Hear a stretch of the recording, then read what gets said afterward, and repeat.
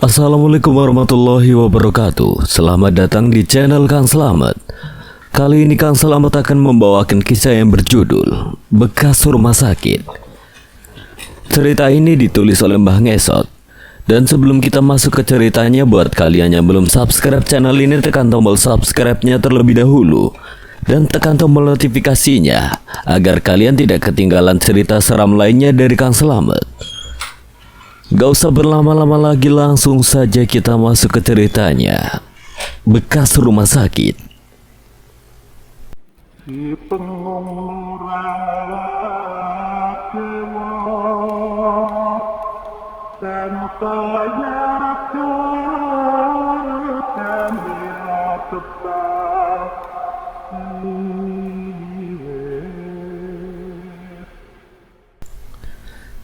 Kalau kebetulan kalian melintas di Jalan Kabayan, kalian akan melihat sebuah gedung yang terbengkalai di sana. Sudah bukan rahasia umum kalau gedung itu dulunya adalah sebuah rumah sakit yang sekarang tidak diperbolehkan beroperasi lagi.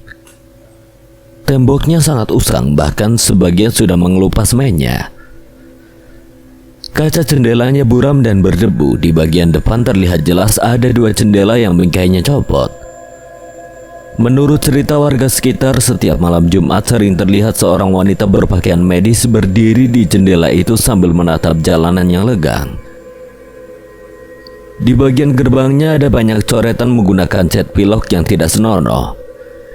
Di halaman rumah sakit, rumput liar tumbuh dengan subur sampai menjalar masuk ke dalam pos security. Ada dua buah kursi roda di depan pintu rumah sakit. Tidak ada yang berani memindahkan atau mencuri kursi roda itu. Katanya kedua kursi itu milik penunggu rumah sakit. Tidak jarang ada orang yang melihat kursi-kursi itu berjalan sendiri di depan gerbang. Di lobi utama ada meja resepsionis, kursi tamu, beberapa poster kampanye gerakan hidup sehat, dan sebuah televisi yang penuh dengan debu. Tidak jauh dari lobi utama, ada barisan kursi tempat menunggu panggilan untuk mengambil obat. Di depan barisan kursi ada loket kasir dan juga loket pengambilan obat. Sekitar 10 langkah dari tempat pengambilan obat, di koridor sebelah kanan terdapat beberapa ruangan khusus untuk para dokter. Papan nama dokter masih terpampang di setiap pintu ruangan itu. Dari mulai dokter umum sampai spesialis bedah. Rumah sakit itu seperti ditutup begitu saja tanpa dibereskan terlebih dahulu. Di ruang rawat inap, ranjang pasien masih tertata rapi walau penuh debu. Kantong infus bergelantungan di setiap ranjang, cairan dalam kantung itu sudah tidak ada. Mungkin menetes terbuang begitu saja. Di dalam lemari alat-alat kesehatan masih terbungkus rapi. Begitu juga di ruang operasi, alat-alatnya masih lengkap. Walau rumah sakit ini sudah terbengkalai, tapi cerita-cerita tentang masa lalunya masih jadi pembicaraan masyarakat. Yang paling banyak dikenal adalah tentang Dr. Arwani, makhluk gaib yang sering muncul dari kamar mayat waktu rumah sakit masih beroperasi. Ada seorang pasien kanker paru stadium 4 yang dirawat di rumah sakit itu. Tidak ada harapan baginya untuk sembuh. Dia bahkan sudah minta dibelikan kain kafan pada keluarganya. Namun tanpa disangka-sangka, pada satu malam seorang dokter mendatanginya. Dokter itu muncul dari arah kamar mayat. Ia memeriksa si pasien kanker dengan sangat ramah. Ajaib. Besoknya pasien tersebut dinyatakan sembuh total. Si pasien ingin sekali berterima kasih pada dokter itu. Namun saat ia menanyakan ke pihak rumah sakit, ternyata tidak ada dokter yang bernama Arwani. Cerita tentang Dr. Arwani menyebar dengan cepat. Banyak orang yang bergidik ngeri, tapi tidak sedikit juga yang ingin bertemu dengannya untuk meminta kesembuhan. Entah apa yang terjadi, rumah sakit itu kemudian ditutup begitu saja tanpa kejelasan. Walaupun begitu, masih ada saja orang yang mendatangi rumah sakit ini dengan harapan bisa bertemu dengan Dr. Arwani. Seperti malam ini. Di saat semua orang sudah terlelap tidur, Tono, seorang penderita hepatitis B, berjalan terhuyung-huyung di papa istrinya, masuk ke halaman rumah sakit. Mas, kamu yakin mau melakukan ini? Tanya Liana. Ia mengenakan masker, jaket kulit, dan sarung tangan agar tidak tertular oleh penyakit suaminya itu. Tidak ada cara lain lagi, aku masih mau hidup.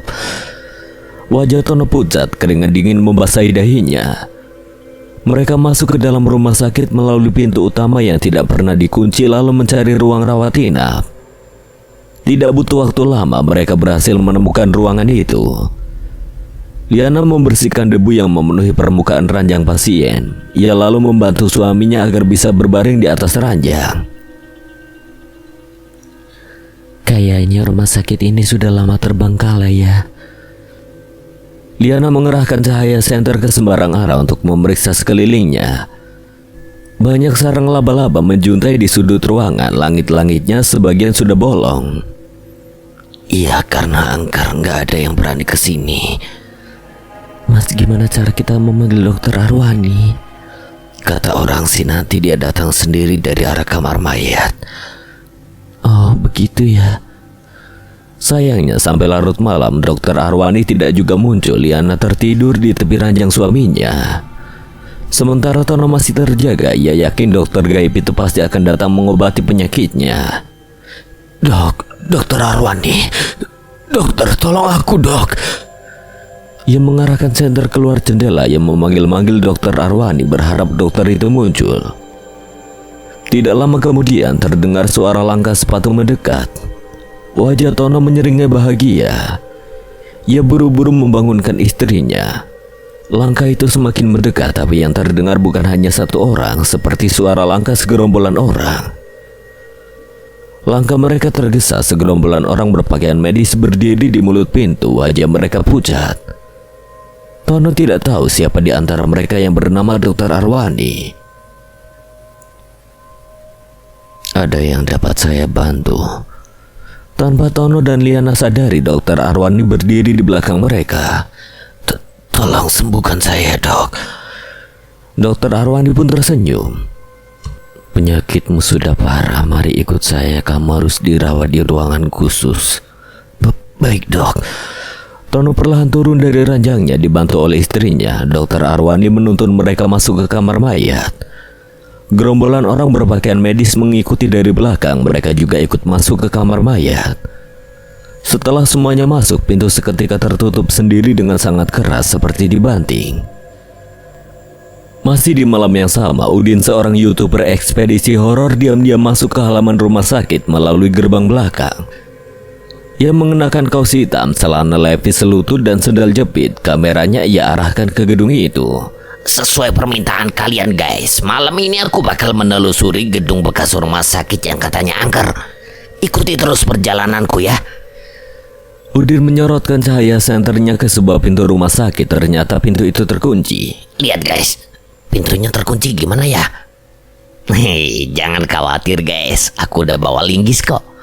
Kita dobrak pelan-pelan, ucapnya sambil mengeluarkan sebuah linggis pendek dari dalam tas. Udin meletakkan kameranya. Ia tampak kesulitan mendobrak pintu itu. Gila, susah banget, guys. Aku coba lagi ya.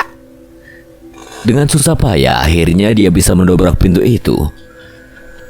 Udin tersenyum. Ia meraih kameranya dan menyorotkannya ke dalam ruangan. Itu sebuah koridor. Di setiap sisi dindingnya terdapat pintu-pintu ruangan khusus untuk pasien. Guys, kita udah ada di dalam rumah sakit nih.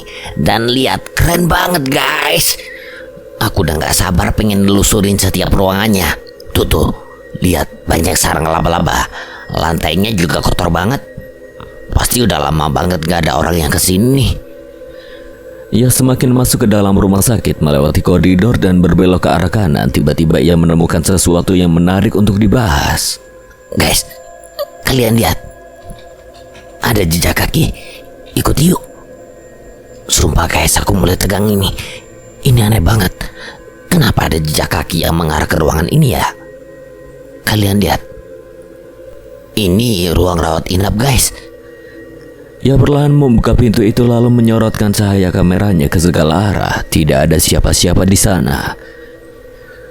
Ia lalu masuk ke dalam ruangan tersebut untuk merekamnya. Perlahan Udin menelusuri satu persatu ranjang pasien itu.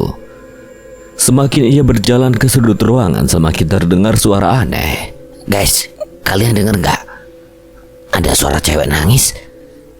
Ini beneran suara cewek nangis guys. Suaranya dari arah sana. Ia mengarahkan kameranya pada sebaranjang pasien yang tertutup oleh tirai. Kalian lihat ya guys, dari semua ranjang pasien ini, hanya ranjang yang di ujung itu tuh yang tertutup tirai. Suaranya dari dalam sana guys. Demi konten YouTube-nya, Udin memberanikan diri mendekati sumber suara tersebut. Ia melangkah perlahan. Itu jelas suara perempuan dewasa yang sedang menangis terseduh-seduh. Mbak kenapa nangis? Mbak?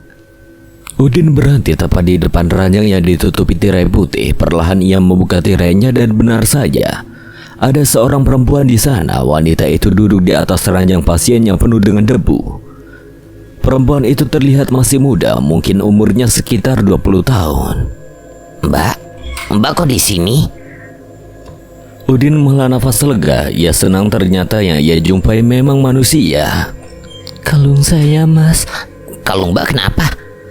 Kalung saya hilang di sini, tolong saya, Mas. Tolong bantu carikan kalung saya. Kok bisa hilang di sini, Mbak? Waktu siang saya main di gedung ini, Mas. Tenang, Mbak. Aku akan bantu carikan kalung Mbak yang hilang. Oke? Oke, guys. Kali ini aku punya misi untuk mencari kalungnya Mbak. Maaf, dengan Mbak siapa?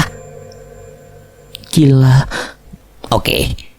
Jadi kita akan membantu Mbak Gila. Sebelum Udin selesai bicara, Gila sudah menarik lengannya. Ke arah sini, Mas. Ayo kita cari kalung saya. Gila menarik lengan Udin dengan paksa. Sementara itu yang ditarik malah terus nyerocos di depan kamera. Sebelum naik ke lantai 2, Udin kembali melihat jejak kaki yang mengarah ke koridor kamar mayat. Sebenarnya ia ingin sekali mengikuti jejak kaki itu, tapi Gila memaksanya untuk ikut ke lantai 2. Katanya tadi siang Gila sama teman-temannya main di lantai 2. Wah, gila guys, penelusuran aku malam ini seru banget. Sesampainya di lantai 2, ruangan malah semakin gelap. Tidak ada lagi cahaya dari lampu jalan yang masuk melalui jendela. Hanya cahaya dari kamera Udin yang menjadi penerangan di sana. Udin menyorotkan cahaya kamera ke lorong koridor di hadapannya yang kotor. Lorong itu penuh dengan sarang laba-laba di setiap sudutnya. Ada juga sebuah kursi roda di sana. Bukannya takut, Udin malah semakin bersemangat. Tadi siang main di sebelah mana, Gila? Di sana. Di dalam ruangan itu? Iya, ruangan yang terakhir. Sebentar ya. Aku heran kamu kok main di sini sih. Terus teman-teman kamu di mana? Iya, jadi tadi siang aku main petak umpet. Pas kalungku hilang, mereka malah ninggalin aku. Udah gede kok main petak umpet. Ya sudah, ayo kita cari kalung kamu. Lain kali jangan main di tempat ini lagi ya. Bahaya soalnya. Gila mengangguk. Sebelum mereka sampai di ruang terakhir, tiba-tiba smartphone Udin berbunyi. Ia merogohnya dari dalam kantung celana. Hai Dek, kok kamu belum tidur? Sapa Udin sambil tersenyum. Tumben sekali malam-malam begini pacarnya ngajak video call. Sayang, tadi aku mimpi terus bangun. Serem banget mimpinya. Oh mimpi, makanya lain kali baca doa sebelum tidur. Duh, kok sinyalnya tersendat-sendat ya? Ini kamu lagi di mana? Aku lagi bikin konten YouTube sayang. Oh iya, bagus. Biar dapat adsense buat aku jajan. Sayang, aku ketemu cewek di gedung ini, namanya Gila. Saya Gila. Perempuan itu tersenyum. Gila lalu melambaikan tangan ke arah kamera. Cewek mana? Orang gak ada siapa-siapa. Jangan ngaco ih. Udah, aku mau tidur lagi. Bye sayang.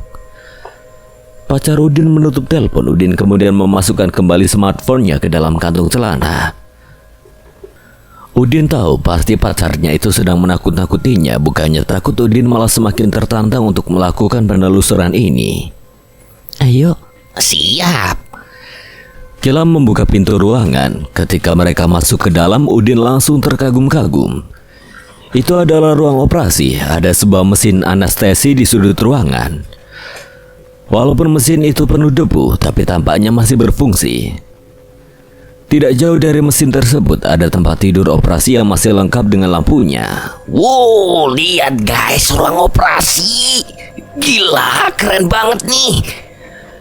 Udin melangkah perlahan, kameranya merekam alat-alat operasi seperti gunting kecil, defibrilator, pinset, dan pisau operasi. Semua masih tertata rapi, hanya saja sudah berdebu. Tadi kamu sembunyi di sebelah mana? Di sana. Tunjukilah ke arah kolong tempat tidur. Udin jongkok pelan-pelan. Ia menyorotkan cahaya ke kolong tempat tidur. Di sana ia melihat sebuah tali berwarna putih. Gak ada kalung, adanya tali nih. Wah, iya itu kalung aku. Kila terlihat gembira saat Udin menunjukkan sebuah tali berwarna putih. Ya elah, bilang aja ikat rambut yang hilang. Minta tolong pakaikan ke leherku dong. Udin menghembuskan napas berat. Kila benar-benar merepotkannya. Dengan terpaksa ia menuruti kemauan Kila. Kamera ia letakkan terlebih dahulu di atas tempat tidur operasi, tapi mata lensanya tetap menyorot ke arah mereka berdua. Sesaat setelah tali itu diikatkan ke leher Kila, seketika Kila tersenyum, namun senyum itu seketika berubah mengerikan. Perempuan itu berubah menjadi pocong, wajahnya hancur dan tubuhnya sangat bau seperti bangkai. Pocong itu tidak menapaki di lantai, perlahan ia melayang lalu tubuhnya hilang menembus langit-langit ruangan. Udin berteriak ketakutan, ia segera meraih kameranya lalu keluar dari ruang operasi itu. Namun di luar ruangan, tepatnya di lorong koridor, gerombolan manusia berpakaian medis berdiri menghalangi jalan. Wajah mereka samar tertimpa gelap. Siapa kalian? Ia gemetaran, keringat dingin mengucur. Ia sangat ketakutan. Tidak ada jalan keluar lagi. Mau tidak mau ia harus menerobos kerumunan orang misterius itu. Sambil terus berlari, Udin berteriak sekencangnya ia mampu. Ia berharap ada seseorang di luar sana yang mendengarnya. Sayangnya Udin tidak bisa menerobos orang-orang yang berpakaian medis itu. Kedua lengannya dicengkeram oleh 4 orang yang entah siapa. Ia pun tidak berani menatap wajah mereka. Kamera Udin jatuh di lantai, sementara dirinya justru diseret paksa oleh segerombolan orang tersebut. Ia berteriak, jemarinya mencoba mencakar lantai, tapi itu sia-sia. Tubuhnya tetap diseret entah dibawa kemana. Masih di malam yang sama, 2 lelaki yang wajahnya ditutupi cupluk hitam mengendap masuk ke dalam rumah sakit. Sudah jelas mereka adalah orang-orang bodoh yang berani mencuri barang di rumah sakit itu. Keduanya sama-sama berbadan kurus tinggi. Mereka membawa tas yang di dalamnya ada sebuah karung besar untuk mengangkut barang-barang. Roni. Apa? Gila, ini rumah sakit pasti banyak banget barang berharganya. Iya Ron, mana gak ada penjaganya lagi. Makin bebas kita malingnya. Tapi man, katanya ini rumah sakit angker banget. Walah, jangan percaya sama begituan. Setan yang harusnya takut sama kita. Lihat aja kalau ada penampakan, gue tonjok sekalian setannya. Mereka bergegas masuk ke dalam rumah sakit itu dengan terburu-buru dan serakah. Mereka memasukkan barang-barang yang sekiranya masih laku dijual. Kemudian mereka naik ke lantai 2. Roni dan Daman berpencar menyisiri setiap ruangan. Cahaya senter milik Roni tidak sengaja menyorot sebuah kamera yang tergeletak di lantai. Roni menoleh ke sekeliling. Ia curiga ada seseorang di gedung ini. Ia menghampiri kamera itu, tampak masih menyala dan sedang merekam. Ia mencoba mengutak-atik hendak memutar ulang apa saja yang telah direkam kamera itu. Tapi dia ternyata tidak bisa mengoperasikannya. Saat Roni sedang memijat sembarang tombol kamera, tiba-tiba dari layar kamera yang masih merekam itu menangkap anak perempuan yang berdiri di hadapannya. Bangsat, ngagetin saja. Anak itu menangis. Dari perawakannya ia seperti berumur 5 tahunan. Rambutnya sebau dan berponi. Ia mengenakan baju berwarna pink dan celana coklat, sementara sendalnya bermotif toko kartun Dora. Roni curiga jangan-jangan anak kecil itu setan. Pelan-pelan ia mendekatinya. Disentuhnya pundak anak itu. Ternyata pundaknya memang bisa disentuh. Roni menghembuskan nafas lega. Ini pasti anak yang nyasar, pikir Roni. Kok kamu malam-malam ada di sini toh? Ibuku. Ibumu kemana?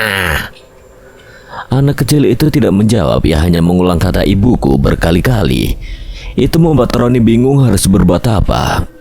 Pikirnya anak ini tidak mungkin setan karena tubuhnya dapat ia sentuh. Tapi yang menjadi pikirannya, entah bagaimana anak itu bisa ada di gedung ini. Roni tidak mau ambil pusing. Tanpa memperdulikannya, Roni masuk ke ruang operasi meninggalkan bocah perempuan itu. Ia lalu memilah barang yang sekiranya berharga untuk dijual. Sementara itu, Daman yang sedang berada di ruang dokter gigi menjara barang-barang yang ada di sana. Dia bahkan mengambil monitor komputer beserta CPU-nya. Karung yang dibawa Daman sudah hampir penuh. Ia berdesah kesal, padahal masih banyak barang-barang yang ingin ia bawa. Setelah karungnya penuh, ujung karung itu diikat dengan tali. Ia lalu memikulnya di bahu. Namun saat hendak keluar ruangan, sebuah gigi jatuh dari langit-langit menimpa kepalanya. Daman mendongak ke atas. Ia menurunkan karung dari bahunya ke lantai. Diperhatikannya sebuah lubang di langit-langit ruangan itu. Lagi, dua gigi geraham jatuh menimpa wajah Daman. Tidak lama berselang, banyak sekali gigi-gigi yang jatuh berhamburan di atas. Daman berteriak ketakutan, namun ketakutan itu justru kian bertambah. Ia melihat sosok mengerikan merayap di dinding. Sosok itu mendekatinya perlahan. Sialnya, tidak ada jalan keluar. Pintu terkunci rapat dengan sendirinya. "Roni!" teriak Daman melengking dan memantul terdengar dari ruangan itu. Setelahnya, suara Daman lenyap tidak terdengar lagi. Sejenak layar kamera itu mati lalu menyala kembali, menayangkan sebuah kejadian jauh sebelum rumah sakit itu ditutup. Dari layar tersebut terlihat seorang perempuan berbadan gemuk, pipinya tembem, wajahnya bulat. Ia sedang mematuk diri di depan cermin. Dia adalah Aini, seorang mahasiswa keperawatan. Hari itu ia harus tampil menarik karena dia akan melakukan praktek pertamanya di rumah sakit. Setelah merapikan posisi kerudungnya, ia merogoh handphone dari dalam saku baju. Jalan Kabayan.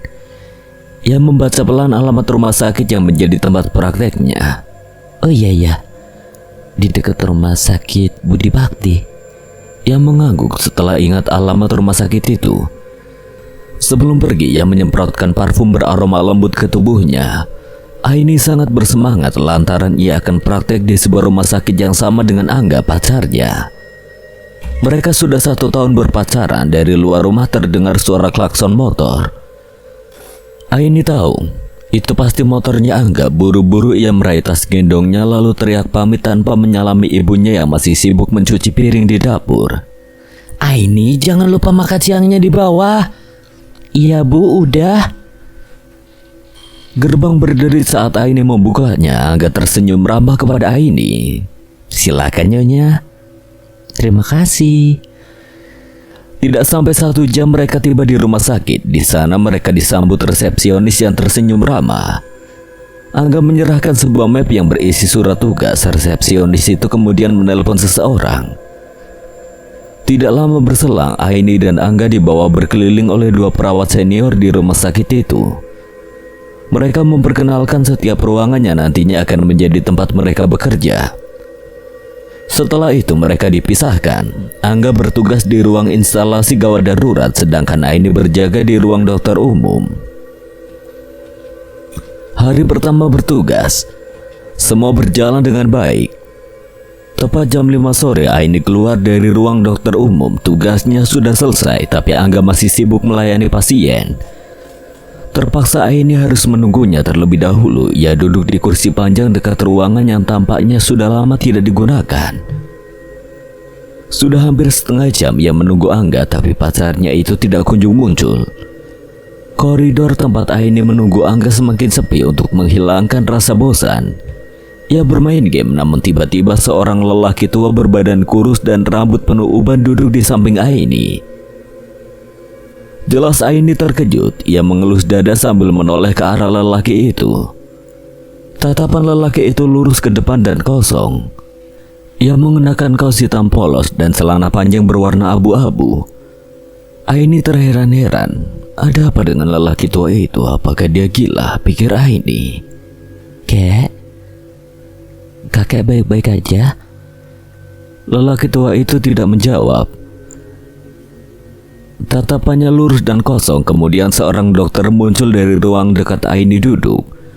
Dokter itu mempersilahkan si lelaki tua untuk masuk. Perlahan lelaki itu bangkit lalu berjalan gontai masuk ke dalam ruangan. "Kamu mahasiswa praktek kan?"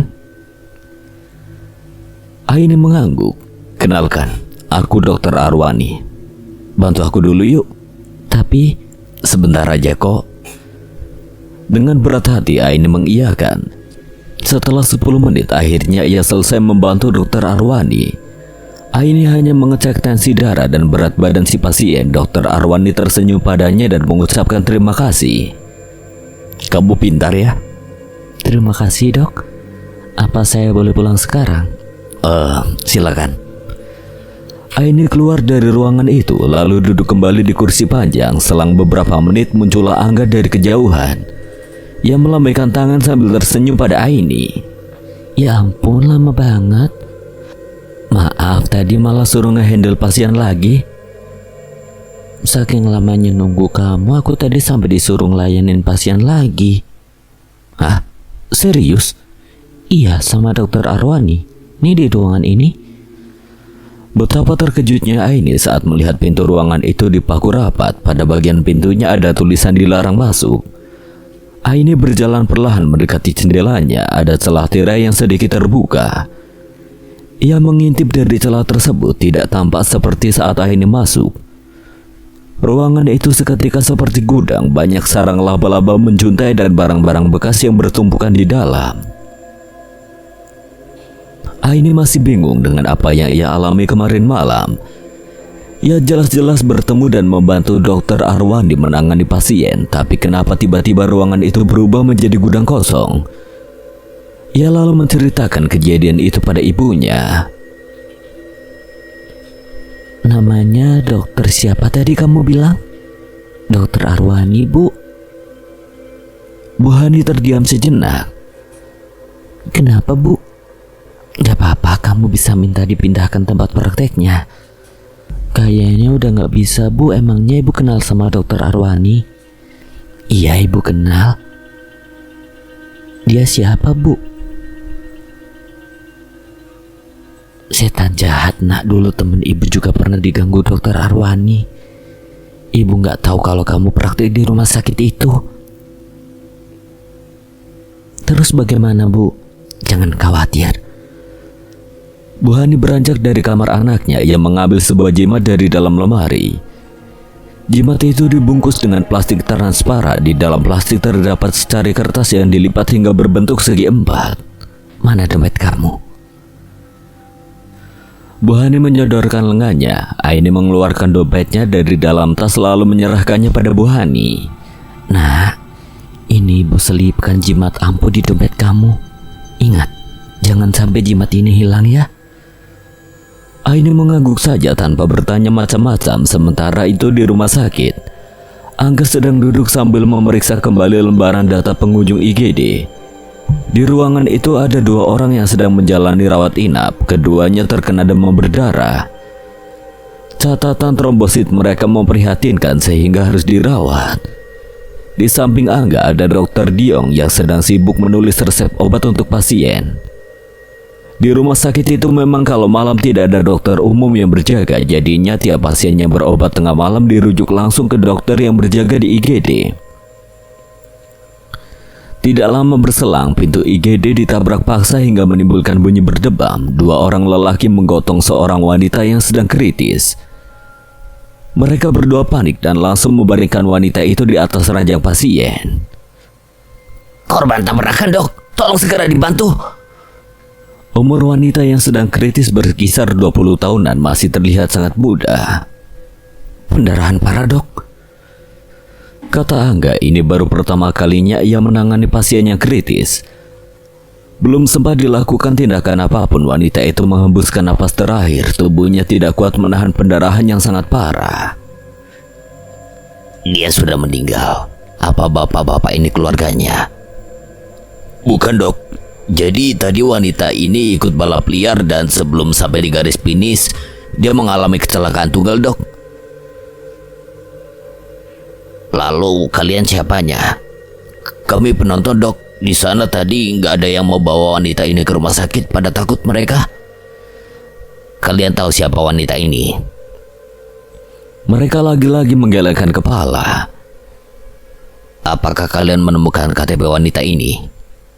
Enggak, Dok, lihat aja. Dia bahkan nggak bawa dompet. Angga, tolong bawa dulu ke kamar mayatnya. Baik, Dok. Mayat perempuan tanpa identitas itu dibaringkan di atas berangkas, selalu Angga mendorongnya menuju kamar mayat. Sementara Dokter Diong masih berbicara dengan kedua lelaki tadi, sesampainya di kamar mayat, Angga disambut oleh seorang lelaki yang sedang berjaga. Iya, masuk. Sambut lelaki penjaga kamar mayat. Dia sudah tua. Rambutnya hitam berselang putih, badannya kurus kering sampai-sampai urat di lengannya terlihat menonjol. Sebentar ya, saya kasih penanda dulu mayatnya. Lelaki tua itu tampak sibuk mencari sesuatu di saku baju dan celananya.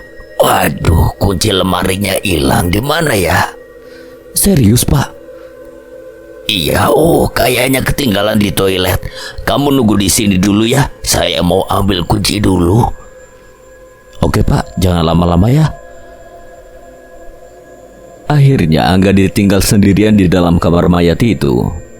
Selang beberapa menit, lelaki tua itu tidak kunjung muncul. Angga mulai gelisah. Ia mondar-mandir di mulut pintu, sesekali mengecek jam tangannya.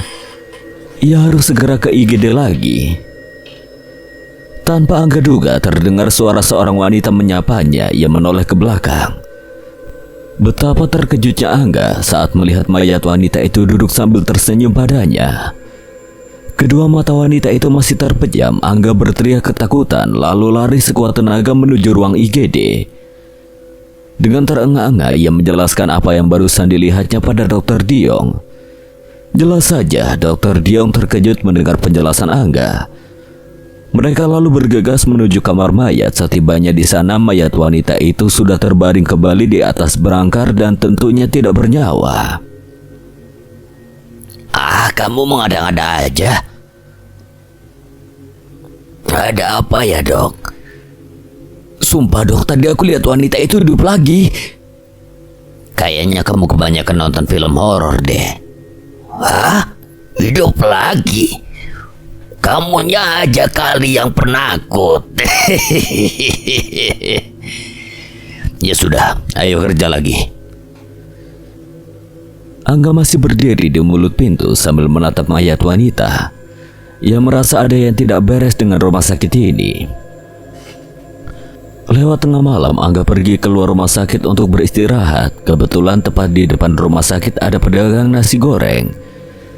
Ia menghampiri pedagang itu dan duduk di bangku pelanggan. Sudah lama mangkal di sini, Bang? Wah, sudah belasan tahun, Mas. Sudah lama juga ya, Bang? Iya, Mas, saya betah mangkal di sini. Tidak perlu menunggu lama, nasi goreng pesanan Angga akhirnya siap dihidangkan. Aromanya menggoda. Angga makan dengan lahap sambil sesekali memainkan handphonenya.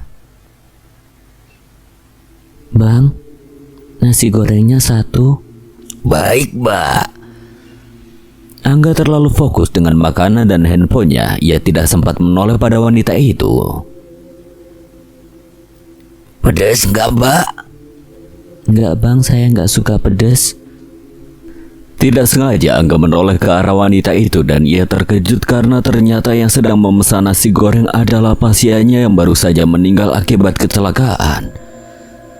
Sontak Angga memuntahkan nasi goreng yang belum selesai ia kunyah. Setan! Angga panik. Ia tidak melihat keberadaan tukang nasi goreng. Angga berdiri hendak kabur. Tapi tiba-tiba tukang nasi goreng berdiri di hadapannya tanpa kepala. Mau kemana, Mas? Bayar dulu.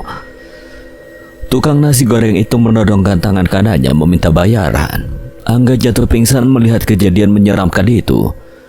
Keesokan paginya ia sudah terbaring di ruang rawat inap. Semenjak kejadian itu Angga tidak masuk praktek selama 3 hari. Ia masih trauma dengan apa yang ia alami. Aini sudah membujuknya untuk kembali bertugas, tapi Angga tetap tidak mau. Dia bahkan ingin pindah lokasi praktek. Kita harus pindah atau mengundurkan diri, rumah sakit itu sangat angker, ucap Angga saat Aini menjenguknya di rumah. Aku sudah mengajukan ke pihak kampus tapi ditolak. Kita harus tetap menyelesaikan praktik di rumah sakit itu. Gak, itu terlalu berbahaya. Aku yakin rumah sakit itu sarang setan. Jangan sembarangan kalau ngomong. Ya sudah, kamu istirahat dulu aja di rumah. Ingat kata-kata aku. Jangan mengundurkan diri ya. Di lain waktu, giliran Aini yang berjaga malam. Sama seperti Angga, ia juga mengalami kejadian aneh. Malam itu rumah sakit sepi pengunjung. Aini keluar dari toilet lalu melihat jejak kaki seseorang di lantai. Jejak itu berlumpur. Aini lalu mengikutinya. Semakin diikuti, jejak itu ternyata mengarah ke kamar mayat yang pintunya terbuka. Lampu ruangannya mati. Aini menyalakan senter handphonenya karena sangat penasaran.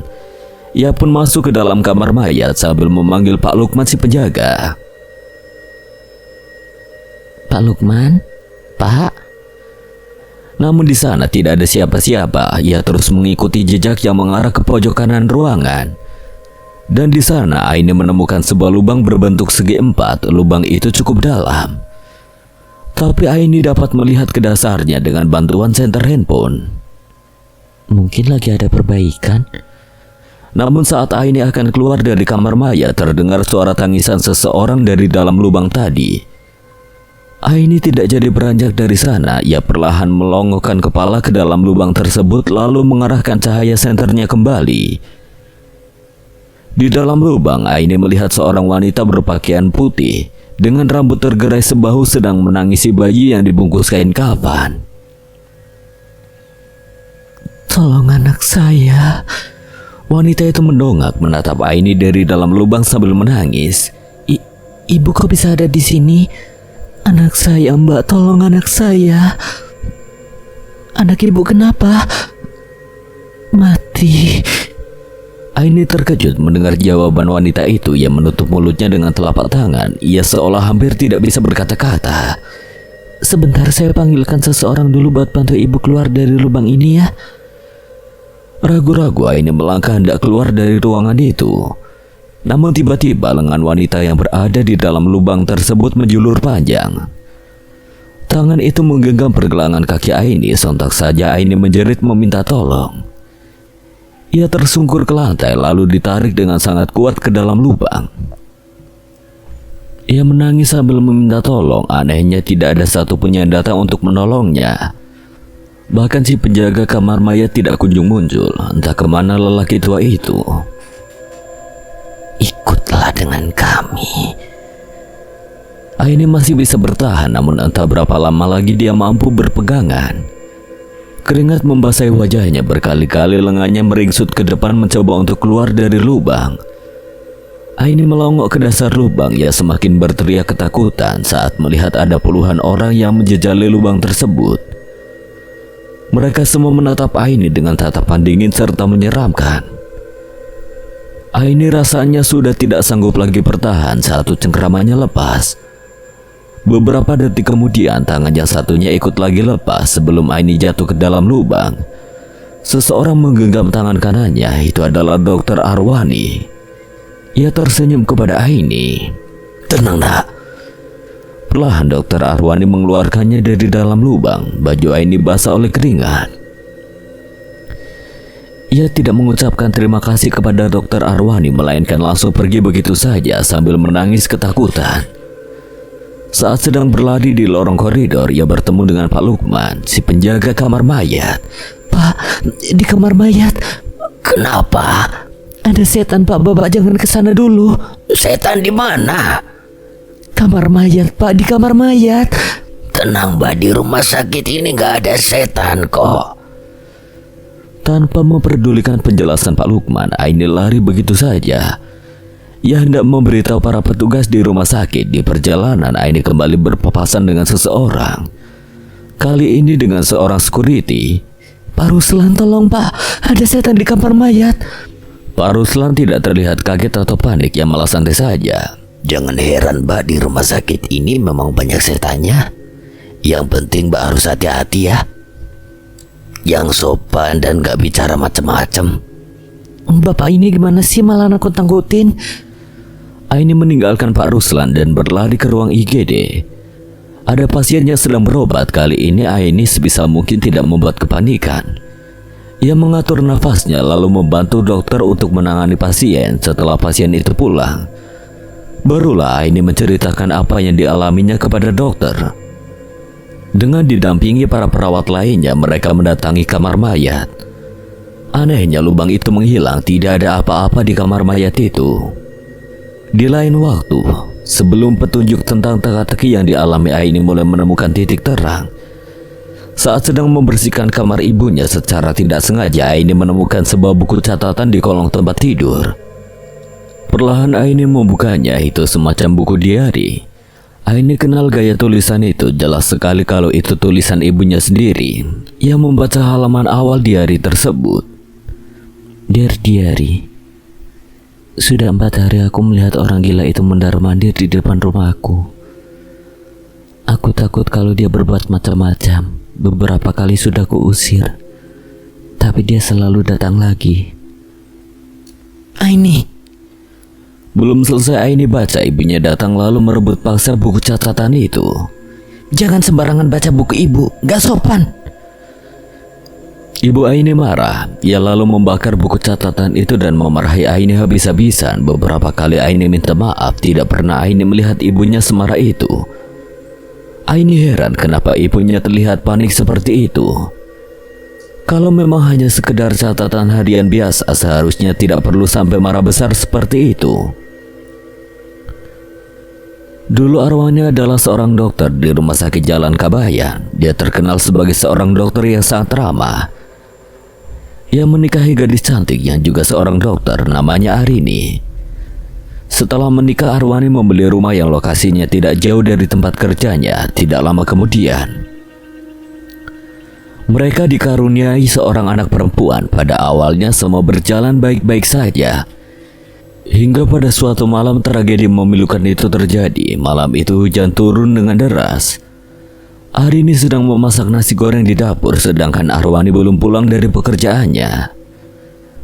3 orang lelaki berbadan besar mengendap masuk. Mereka hendak merampok rumah Arwani. Para perampok itu membobol jendela kamar. Mereka melihat ada seorang bayi yang terbaring di tempat tidur. Dengan cekatan, mereka menjarah lemari dari tempat-tempat yang memungkinkan adanya barang berharga. Saat mereka sedang sibuk menjarah lemari, Arini muncul dari mulut pintu. Ia terkejut bukan main. Seorang lelaki yang membawa linggis memukul kepala Arini dengan sangat keras, membuatnya jatuh berdebam ke lantai. Darah mengucur membasahi lantai. Salah satu dari maling itu memeriksa keadaan Arini. Benturan di kepala Arini sangat keras hingga membuatnya tewas seketika. Untuk lebih memastikannya, lelaki itu memeriksa denyut nadi di pergelangan tangan Aini. Gawat bro, dia tewas. Lalu si mukulnya terlalu keras. Terus gimana? Biarkan aja. Lalu bayinya? Biarkan aja, si dokter itu pasti masih di rumah sakit. Setelah merasa mengantongi barang-barang berharga, mereka bergegas pergi meninggalkan Arini yang terkapar tidak bernyawa. Bayi Arini menangis kencang, tapi tidak ada tetangga yang datang ke rumah itu. 2 jam kemudian, Arini akhirnya pulang. Ia heran kenapa istrinya tidak kunjung membuka pintu. Dilihatnya jendela kamar terbuka. Arwani mulai curiga, lalu buru-buru masuk melalui jendela tersebut. Dan betapa terkejutnya saat ia melihat Arini terkapar tidak bernyawa di lantai. Ia menangis tidak karuan sebelum meminta tolong. Tidak pernah terlintas dalam benak Arwani kalau ia akan kehilangan istrinya secepat itu. Setelah kejadian tragis itu, Arwani sering melamun sendiri hingga akhirnya dia menjadi gila. Ia tidak pernah bekerja kembali. Bayinya tidak terurus, lalu diadopsi oleh Bu Hani, tetangganya sendiri. Semakin hari kondisi Arwani semakin parah. Ia pergi dari rumah dan menjadi gelandangan. 3 tahun Arwani menghilang. Saat muncul kembali di depan rumah Bu Hani, tidak ada satu orang pun yang mengenalinya lantaran tubuh Arwani sangat dekil, rambutnya panjang sepunggung juga acak-acakan. Arwani sering muncul di depan rumah Bu Hani. Terkadang ia ingat akan anaknya lalu melamun sepanjang hari.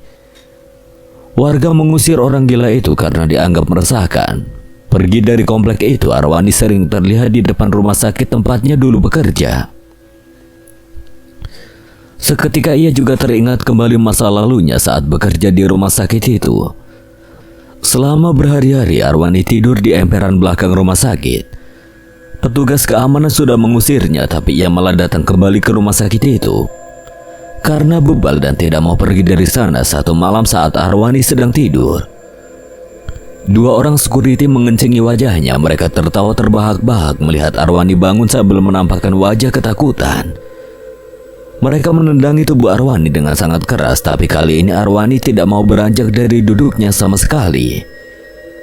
Ia memeluk dengkul sambil sesekali menatap wajah kedua security itu dengan tatapan menyedihkan.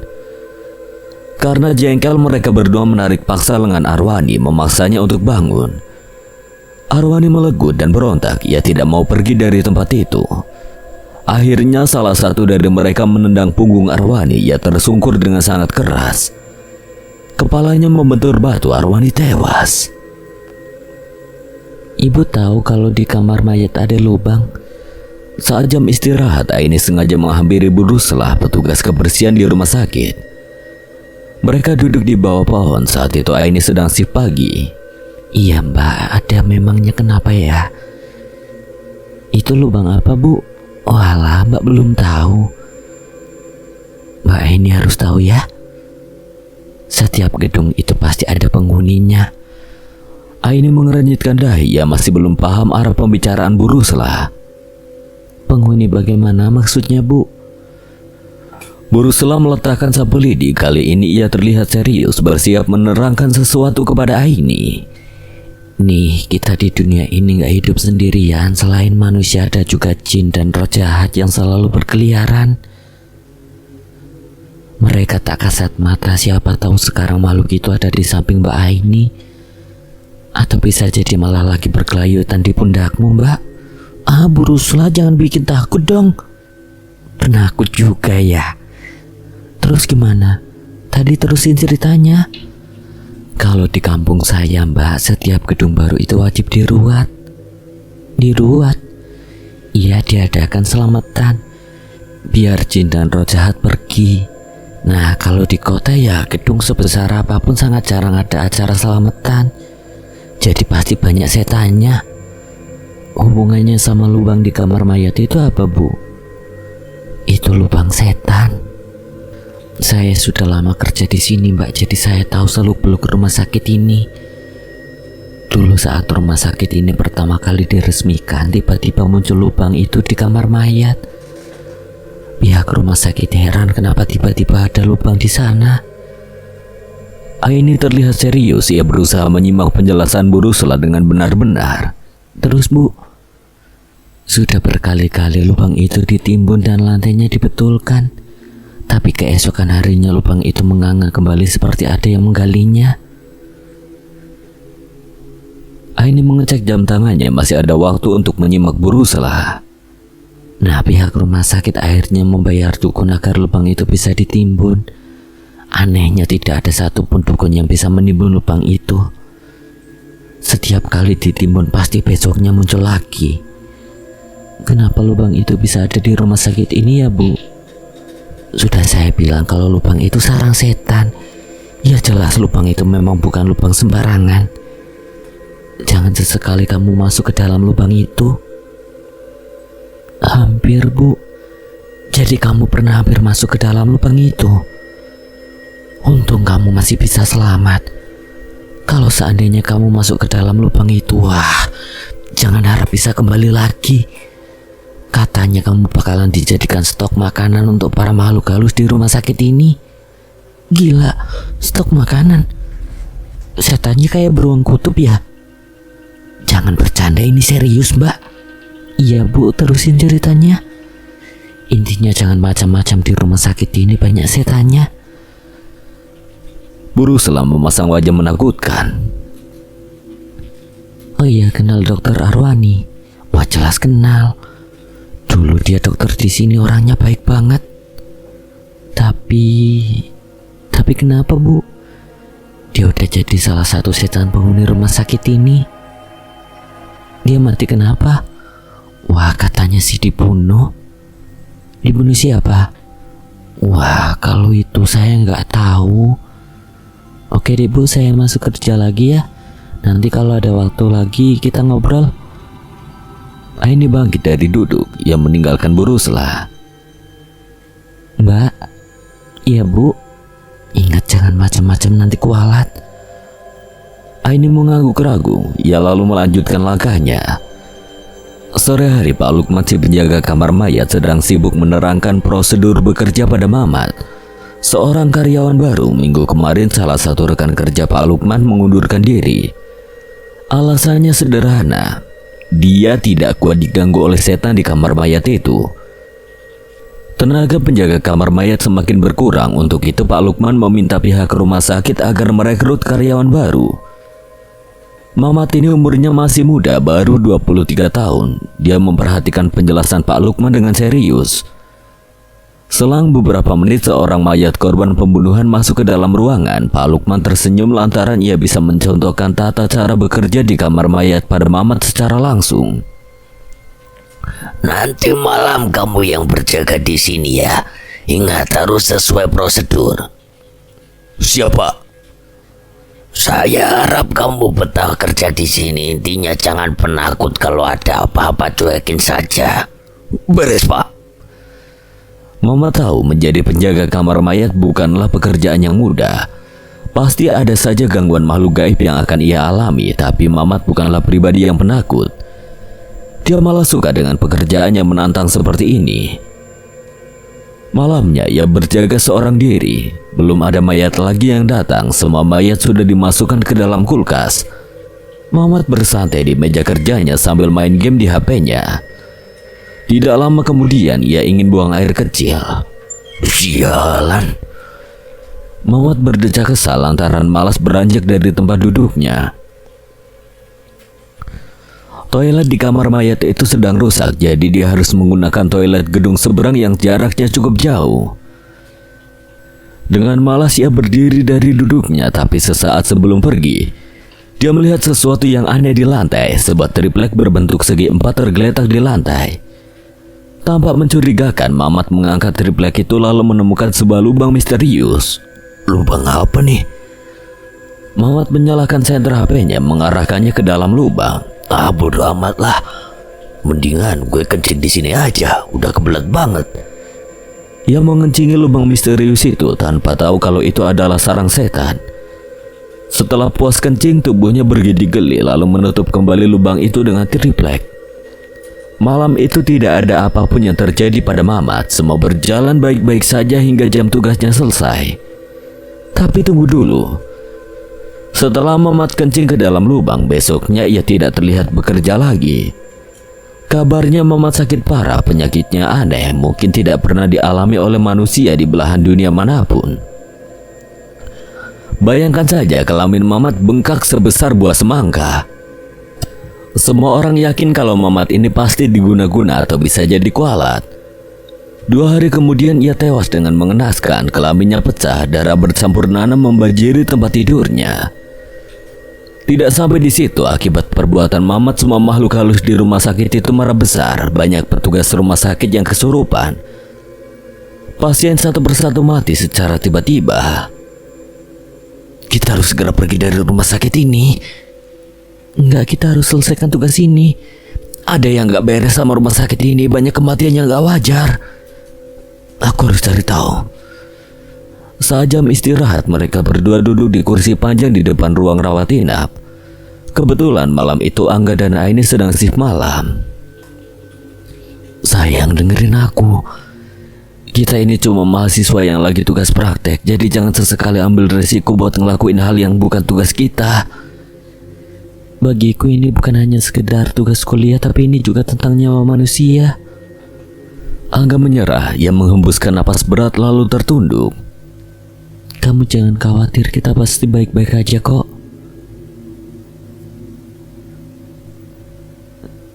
Dokter tolong suami saya, dok. Tiba-tiba terdengar teriakan seorang wanita dari dalam ruang rawat inap. Aini dan Angga buru-buru masuk ke ruangan itu untuk memeriksa. Di dalam sana, seorang lelaki parubaya sedang kejang-kejang, matanya melotot ke atas, tubuhnya kaku dan bergetar. Istrinya panik sambil menangis. Dok, anak saya juga, Dok. Angga, tolong panggilkan dokter lainnya ya. Dok, tolong ibu saya juga dok, ini kenapa? Semakin lama semua pasien yang sedang dirawat di ruangan itu mengalami kejang-kejang. Hanya ada 7 dokter dan beberapa orang perawat yang bertugas malam itu. Mereka semua kewalahan menangani pasien. Selang beberapa menit tidak ada satupun pasien yang selamat. Ada 25 pasien di sana dan semuanya mati. Ruang rawat inap seketika mencekam. Tangis kerabat pasien memenuhi ruangan. Mereka tidak percaya dengan apa yang sedang terjadi. Keluarga mereka meninggal secara mendadak dalam waktu yang bersamaan. Bukan hanya itu saja, Angga yang tadi disuruh untuk memanggil dokter malah tidak muncul lagi. Aini panik. Ia mencoba menghubungi Angga tapi tidak diangkat. Sudah Aini cari ke semua ruangan rumah sakit tapi tetap tidak ada. Seketika Aini teringat pada lubang di dalam kamar mayat. Ia segera lari ke sana dan anehnya lubang itu menghilang. Lubangnya kemana pak? Lubang apa? Lubang di kamar mayat ini masa bapak nggak tahu? Di mana pak? Saya nggak tahu. Pak Lukman malah melepas bajunya lalu melemparkannya ke sudut ruangan. Jangan tanya ke saya, mulai malam ini saya berhenti bekerja. Pak, tunggu pak. Bapak tahu di mana Angga? Pak Lukman tertunduk. Pak, apa yang terjadi sama dia pak?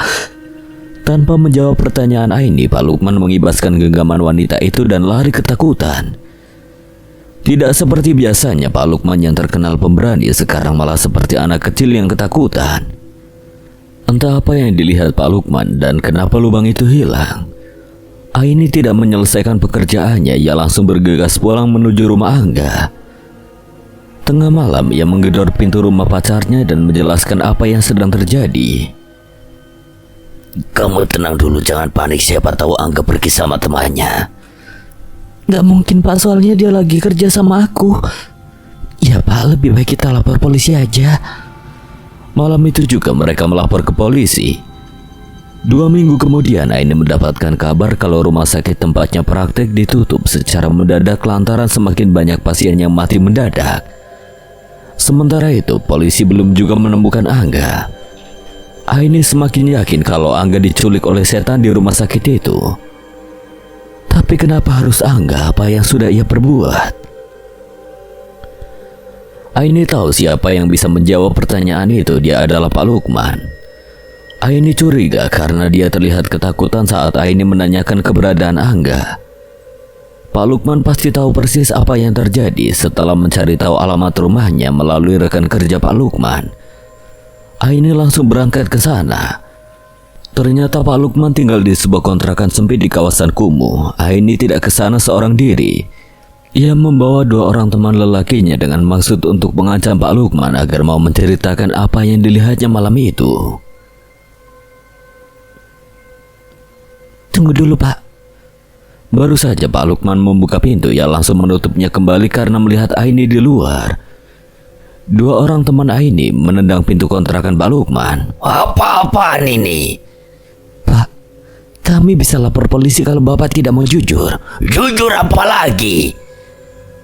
Malam itu pak, apa yang bapak lihat? Kemana Angga? Saya nggak tahu dan saya nggak lihat apapun. Aini melirik 2 orang kawannya. Salah satu dari mereka mengeluarkan sebuah pisau replika lalu menyodorkannya ke leher Pak Lukman. Baik, saya akan ceritakan. Ampun, jangan bunuh saya. Oke, silakan cerita pak. Kami hanya butuh informasi dari bapak saja. Pak Lukman memasang wajah kesal. Ia merapikan kerah bajunya. Pacarmu itu, dia memang digondol setan. Kenapa harus dia pak? Karena dia berani melawan penghuni rumah sakit. Saya lihat malam itu si Angga melempar kemenyan dan jimat ke dalam lubang. Lalu Saya melihat dia ditarik oleh sebuah tangan berwarna hitam legam lalu diseret masuk ke dalam lubang itu. Lubang tersebut kemudian mengeluarkan asap kental dan menghilang begitu saja. Saya yang ketakutan dan gak sanggup lagi kerja di sana. Kenapa Bapak gak mau cerita ke saya dari awal? Pamali orang bilang kalau kita melihat setan gak boleh diceritakan ke orang lain. Sudah hanya itu yang saya lihat. Sekarang tolong pergi dari kontrakan saya. Belakangan ini Aini selalu bermimpi didatangi sosok laki-laki yang bernama Arwani. Anehnya ia bukan hanya melihat dokter Arwani dalam mimpi itu, tetapi juga ibunya. Aini yakin kalau mimpi itu bukanlah sekedar bunga tidur, tapi merupakan sebuah petunjuk. Lagi pula dokter Arwani pernah menyelamatkannya dari lubang setan itu. Siapa tahu dokter itu juga bisa membantu Aini menemukan Angga. Bu, Aini mau tanya. Aini membuka obrolan, ia dan ibunya sedang memasak di dapur. Iya nak, oh ya si Angga udah ketemu. Belum Bu, justru itu aku mau tanya, apa ibu kenal sama dokter Arwani?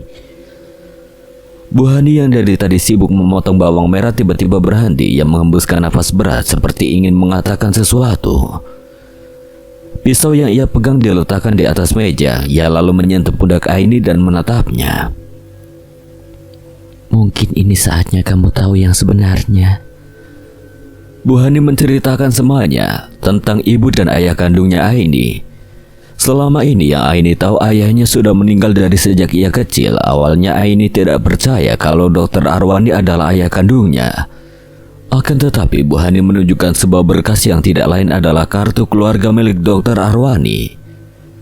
Di sana tertulis juga nama Aini. Selain itu ia juga menunjukkan foto-foto lawas keluarga dokter Arwani. Melihat bukti-bukti itu, tangis Aini pecah. Ia pergi dari hadapan Bu Hani. Segera Aini menyalakan mesin motor lalu tancap gas menuju rumah sakit yang sudah ditutup. Bu Hani tidak sempat mengejar. Ia hanya bisa berteriak memanggil Aini yang kian menjauh. Aini tidak memperdulikan Bu Hani. Ia tetap melaju dengan sepeda motornya sambil terisak menangis. Setibanya di rumah sakit, ia bertemu dengan Bu Ruslah yang pernah bekerja sebagai petugas kebersihan di rumah sakit itu. Kamu mau kemana Mbak? Cari Angga Bu. Belum ketemu juga ya? Belum Bu.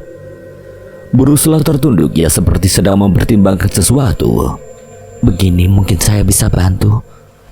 Serius Bu, saya yakin Angga diculik setan rumah sakit ini. Terus sekarang saya harus bagaimana Bu? Ikut saya ke rumah, suami saya seorang dukun, dia pasti bisa bantu masalahmu. Tanpa menolak, Aini langsung pergi bersama Bu Ruslah. Rumahnya cukup jauh, sekitar 1,5 jam dari rumah sakit. Sempat 3 kali terjebak macet, Aini akhirnya sampai di rumah Bu Ruslah. Rumahnya sangat sederhana. Dindingnya terbuat dari triplek dan lantainya sudah banyak yang pecah. Nah Mbak, ini rumah saya, maaf berantakan. Enggak apa-apa. Bu, suami ibu di mana ya? Oh, dia di kamar, mari sini Mbak. Aini sempat terkejut melihat kondisi suami Bu Ruslah. Lelaki itu terbaring di atas kasur butut dengan keadaan tanpa tangan dan kaki. Ternyata suami Bu Ruslah itu cacat. Sebisa mungkin Aini berusaha menyembunyikan keterkejutannya. Ayah, ini ada tamu yang mau ketemu. Ia membantu suaminya untuk bangun. Tubuh itu ia sandarkan pada dinding triplek. Suasana kamar semakin pengap dan panas. Bu Ruslah menyadari itu. Ia lalu membuka jendela kamar agar Aini tidak kepanasan. Mohon maaf Mbak, rumah saya memang panas. Gak apa-apa. Kenalkan, ini Pak Sidik, suami saya. Dia sudah biasa bantu orang Mbak. Suami saya ini walau cacat tapi punya kekuatan gaib. Lalu apa yang harus saya lakukan Bu? Bu Ruslah menjelaskan apa yang sedang terjadi pada pacarnya Aini. Sesekali Pak Sidik mengangguk. Pacarmu itu masih hidup tapi sekarang ada di alam jin. Dia masuk di lubang setan Pak. Iya, itu pintu masuk ke alam jin. Tapi kamu tenang saja, dia masih bisa diselamatkan. Rusla, tolong ambilkan kembang dan 5 buah sarung di dalam lemari. Ini ya. Nanti malam kau taburkan kembang ini di kamar mayat. Aini menerima kembang yang dibungkus dengan plastik transparan. Pak Sidik lalu menyuruh istrinya untuk menyobek-nyobek kain sarung dan menguntainya menjadi tali. Setelah lubang terlihat, kau masukkan tali ini ke dalam lubang. Tarik sekuat tenaga, nanti bisa dibantu Rusla. Baik, Pak. Setelah selesai, Aini pamit. Ia menyerahkan uang 200.000 rupiah, tetapi ditolak. Pak Sidik bilang kalau Angga sudah berhasil ditemukan, baru Aini boleh memberinya imbalan. Tepat jam 12 malam, Aini dan Bu Rusla mengendap masuk ke dalam halaman rumah sakit dengan membawa kembang 7 rupa dan tali yang terbuat dari kain sarung. Mereka berhasil mencungkil pintu kamar mayat. Saat menaburkan kembang 7 rupa, tidak ada mantra yang Aini baca. Ajaibnya, setelah selesai tabur bunga, mereka melihat lantai di hadapannya bergerak seperti genangan air. Dan Aini segera memasukkan kain itu ke dalam lubang. Beberapa saat kemudian, tali itu kencang seperti ada yang menariknya dari dasar lubang. Tarik yang kuat, Mbak. Pinta Bu Rusla, ia berdiri di posisi paling depan dekat dengan lubang. Aini berteriak mengeluarkan semua kemampuannya, namun tarikan dari dalam lubang terlalu kuat membuat Bu Rusla tersungkur dan masuk ke dalam lubang. Bu Rusla. Keringat membasahi wajah Aini. Dengan sisa tenaga yang ia punya, Aini menarik tali itu. Kedua kakinya sempoyongan, lalu ia juga terseret dan masuk ke dalam lubang. Tidak sampai ke dasar lubang, tubuh Aini tersentak. Kakinya seperti berpijak pada pundak seseorang. Bertahanlah, nak. Itu suara Dokter Arwani. Ia berdiri sambil meringis menahan tubuh Aini. Di sekeliling Dokter Arwani banyak makhluk aneh menyeramkan. Mereka bertaring dan berambut gondrong acak-acakan. Jelas makhluk-makhluk itu adalah setan jahat penghuni rumah sakit. Wajah Arwani diraba-raba oleh makhluk di dalam lubang. Kuku mereka hitam dan panjang. Ayah. Desis Aini sambil memandang Dokter Arwani yang kesulitan menopang tubuhnya. Aini menangis ketakutan. Aku takut ya. Air mata Aini menetes jatuh ke pipi Dokter Arwani yang menggapai-gapai permukaan lantai. Tapi tidak bisa, jaraknya jauh. Ia tidak sanggup meraihnya. Dokter Arwani pun tidak bisa mendorong anaknya keluar sebab tubuhnya digerayangi makhluk mengerikan di dalam lubang. Sesaat kemudian terdengar suara rauman dari dalam lubang membuat Aini menjerit ketakutan. Hanya bertahan 10 menit, tubuh Dokter Arwani perlahan terjerembab ke dalam lubang seperti dilahap lumpur hidup. Aini pun kian masuk ke dalam. Untungnya, saat Aini sudah putus harapan, saat lengan kanannya menggapai-gapai sembarangan arah, ada seseorang dari atas lubang yang mencengkeram lengan Aini. Dia adalah ibu angkatnya sendiri, yaitu Bu Hani. Dari awal Bu Hani sudah curiga kalau anaknya pasti pergi ke gedung bekas rumah sakit yang dulu menjadi tempat ayahnya bekerja. Jadi saat tahu anaknya tidak kunjung pulang, ia memberanikan diri masuk ke halaman rumah sakit. Bu Hani sempat menelusuri beberapa ruangan hingga akhirnya ia melihat sebuah cahaya senter yang menyala di kamar mayat. Aini berhasil ditarik dari dalam lubang, tapi Bu Rusla tidak selamat. Sambil menangis, Aini dipaksa keluar dari kamar mayat. Ia sudah coba berontak dan ingin kembali ke lubang itu untuk menyelamatkan Bu Rusla, namun tenaganya sudah habis. Mereka berdua berhasil keluar dari sana. Setelah mereka pergi, pintu kamar mayat tertutup sendiri dengan keras seperti ada orang yang membanting daun pintunya. Senter masih menyala, tergeletak begitu saja di lantai. Lubang menganga mengeluarkan suara raungan. Di dalamnya gelap gulita. Raungan itu semakin lama semakin terdengar seperti tangisan manusia. Bukan. Tentunya bukan hanya tangisan satu orang saja, tapi puluhan, ratusan atau bahkan ribuan orang. Mereka seperti sedang disiksa, dipukuli dengan batu atau mungkin saja diguyur dengan timah mendidih. Lubang itu tidak berujung, semakin masuk ke dalam semakin pengap. Bau amis menyengat membuat siapapun yang menciumnya akan muntah. Semakin dalam semakin terdengar suara manusia meminta ampun. Ada yang memohon minta dikembalikan ke dunia dan berjanji akan berbuat baik. Ada yang memohon minta diberi kesempatan untuk hidup kembali dan berjanji tidak akan mencurangi orang lain. Lubang itu apa sebenarnya? Semakin masuk ke dalam ada sebuah cahaya temaram, semakin terlihat melayang ribuan kapas yang digulung-gulung kecil. Dapat dijumpai juga berlembar-lembar kain putih, jas pria, gaun wanita, butiran abu melayang perlahan seperti sedang berada dalam ruang nol gravitasi. Apa kalian ingin tahu lebih dalam lagi tentang lubang ini? Baiklah. 30 meter dari gumpalan kapas terlihat ribuan tangan menggapai-gapai meminta tolong, tapi tidak akan ada yang bisa menolong mereka termasuk kalian. Dari kedalaman yang sudah tidak terukur lagi, sayup terdengar suara rintihan ribuan manusia. Lubang tersebut lalu tertutup perlahan, cahaya senter padam seketika. Keesokan harinya saat Aini dan keluarga Angga membawa polisi, lubangnya sudah menghilang tak kemana. Orang-orang yang menghilang tidak pernah ditemukan lagi dan dianggap sudah meninggal. Keluarga Angga mengikhlaskan kepergian anaknya, sedangkan Pak Sidik, dukun itu menderita seorang diri. Tidak ada lagi yang bisa diandalkan dari perdukunan. Para pelanggannya satu persatu meninggalkan Pak Sidik. Ia lalu mati kelaparan di dalam kontrakannya. Beberapa tahun berikutnya, layar kamera Udin mati. Dr. Arwani melangkah keluar ruangan. Ia terus berjalan ke lobi rumah sakit. Di depan lobi ada Angga dan Bu Rusla duduk di kursi roda sambil mendongak ke langit malam. Terkadang mereka berdua seperti anak kecil berjalan ke sana kemari dengan kursi rodanya.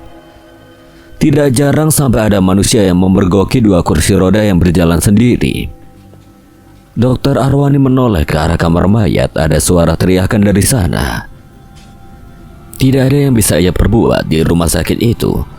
Dr. Arwani hanya makhluk halus kasta rendah yang tidak punya kuasa apapun. Semenjak lubang itu dikancing, para setan di rumah sakit menjadi semakin buas. Hanya orang bodoh yang berani masuk ke rumah sakit itu tengah malam. Sementara di malam yang sama, Aini terbangun tengah malam. Ia lalu menoleh ke ranjang bayi di sebelahnya. Bayi itu menangis. Aini lalu membangunkan suaminya, bukan untuk meminta dibantu mengganti popok, tetapi Aini hanya ingin ditemani saja. Sekarang ia menjadi sangat penakut. Mas Dipa, Mas, bangun Mas. Iya mah, kenapa? Temani aku. Ganti popok? Iya Mas. Dengan wajah sangat mengantuk, Dipa bangun lalu duduk sambil setengah terpejam di atas tempat tidurnya. Aini dengan cekatan mengganti popok anaknya. Setelah selesai, ia kembali ke tempat tidurnya. Dipa memeluk tubuh Aini dari belakang. Yang dipeluk tidak membalikan badan. Kedua mata Aini masih terbelalak. Ia baru saja bermimpi didatangi oleh Dr. Arwani. Selang beberapa menit, ia tidak kunjung bisa tidur. Terdengar suara keranjang bayi berderit seperti ada yang mengayunkannya. Aini bangun. Samar-samar ia melihat sosok seorang lelaki sedang bermain dengan anaknya. Aini memicingkan mata. Itu jelas sosok ayahnya sendiri, Dr. Arwani. Dia ada di dalam kamar Aini. Sekian dan terima kasih buat Bang Esot yang telah mengizinkan saya membawakan ceritanya. Apabila ada kesalahan atau kekurangan, Kang Selamat memohon maaf sebesar-besarnya. Dan akhir kata, Kang Selamat pamit undur diri. Wassalamualaikum warahmatullahi wabarakatuh.